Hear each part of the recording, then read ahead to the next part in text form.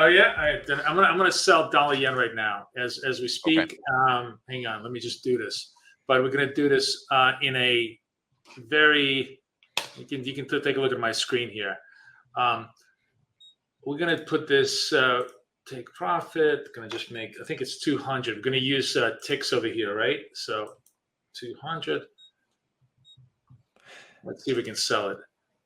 Sell. Oh, I didn't put my stops and targets. Now I got to put stops and targets. Sorry, guys, it was a little bit fast. All right, yeah, it's really fascinating. The FOMC story. I mean, Nvidia is dead. Who cares about Nvidia?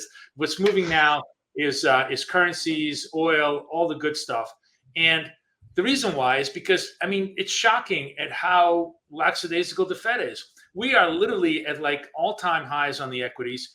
Everybody's got a job and more money to spare than God. Inflation is through the roof, and they're like, we're going to cut rates, like it's the great financial crisis. So shocking, I think, to everybody to think that they're going to stick with June. I was sort of really thinking that we're going to push it to September.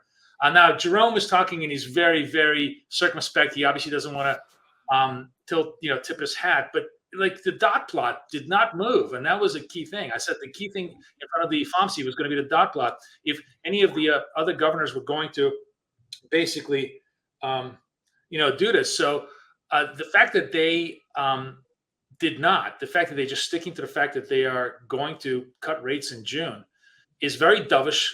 The market bullish for equities and dovish dollar yen. So I'm short this thing, and it's dying. Okay. And I'll probably close it out right now just for fun. Let's go. Chris, I just went long gold. You heard me talking about it before we jumped into the trading battle. I've got long positions on gold in my own trading account. Don't love that I'm buying towards the highs, but this thing is making a nice move. I love the story here today. Boris was just talking about the dot plot. It still seems like, to my own surprise, to be honest, I thought that there was a good chance that they would look at the inflation data and say, yeah, let's chill out on that. 3 rate cuts this idea. I was thinking maybe we hear 2. Didn't get it, got 3. Market loves it, and I totally agree with Boris. The idea of some of the fun side of stuff is the commodities, the currencies, stuff that's making real great moves off of this this FOMC event. I went long gold.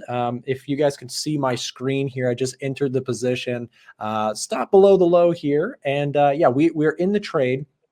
Like I said, don't love where I'm buying it, but the overall uptrend, I'll take the trade. And while I have my, my position here, I do have, this is a trade just from my own kind of setup that I've been in some time, but I did take a recent buy. So going to just stick with what's working for me. Yes, it's at the highs, but momentum is favoring the bulls right now for gold. And I think that maybe this correction by time, we didn't see a big pullback in gold, but just kind of a week-long consolidation period might be all it needs. Story for the dollar looks still relatively weak. I think what was there in 2022 and parts of 2023, where it was this fear of like continuous rate hikes, that story has dried up, and now it's not only are we going to get rate cuts, but how soon? And we kind of got some answers there today. So I like the trade.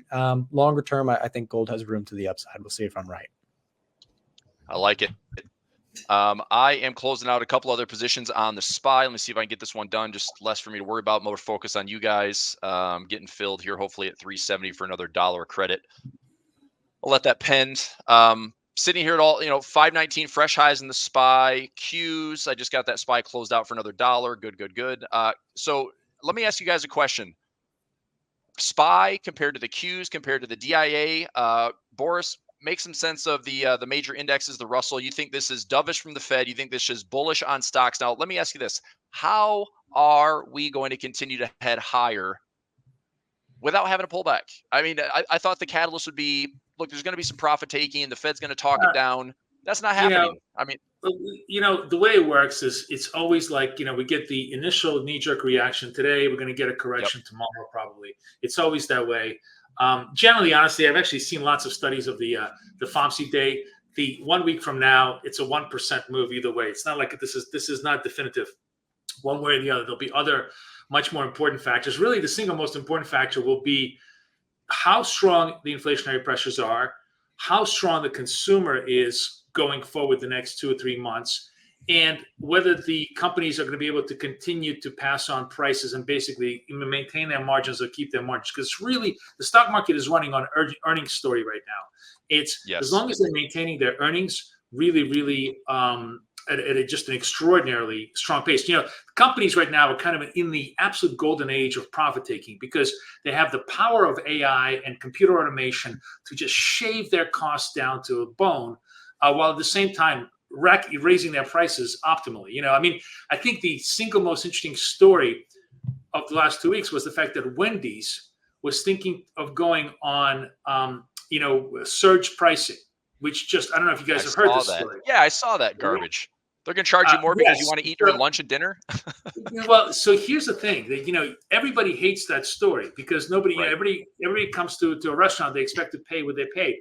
But I'm afraid that's going to be the new brave new world we're all going to be looking at, because the way they're going to probably play this is they're going to give you offers. They're going to say you're going to buy 2 burgers for 1, if you book a meal today, and if you don't book a meal today, you don't get that deal. So they're going to entice demand, and we're all going to be. It's not going to be unusual, maybe a year from now, for us to be booking our meal next Thursday for Wendy's because it's a 2-to-1 discount, which is the way we book airplane tickets or the way we book hotels.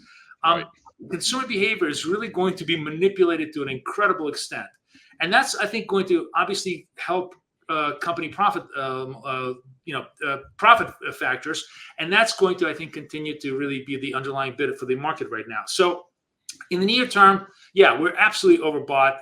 Clearly, you want to see a little bit of a correction, but I think it's going to be shallow for the time being. I mean, I was a bear when I came in at the beginning of this year. I was dead wrong, and I've totally changed my mind. And if you're not long, you're wrong. Basically, I think that's a story at this point.